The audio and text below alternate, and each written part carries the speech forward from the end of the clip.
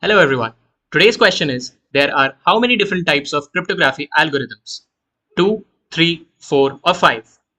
The answer to this question is 3. These are symmetric key algorithms, asymmetric key algorithms and hash functions. The first one, symmetric key algorithms. They use the same key for both encryption and decryption. Some example algorithms are AES, that is Advanced Encryption Standard, and DES, that is Data Encryption Standard. Think of it like this. There's a lock and it has a key. You lock it with the same key and you unlock it with the same key. It is used for encrypting large amounts of data, and the challenge here is the management and secure distribution of the shared key.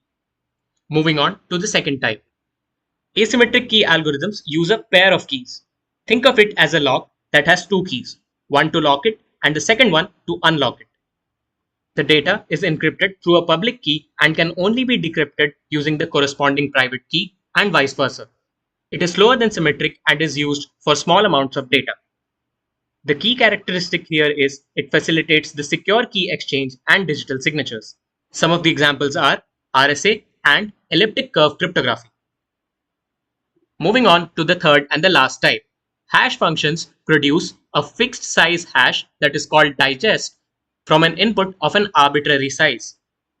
Some example of hash functions are MD5, that is Message Digest Algorithm, SHA1, that is Secure Hash Algorithm 1, and SHA256. Think of it as a magical blender. You put the data inside and push the blend button, and you get a smoothie. That smoothie is the hash value. But once you get a smoothie, you cannot reverse it, which implies that hash functions are irreversible, which means that the original input cannot be derived from the hash value. That's all for this video. See you in the next one.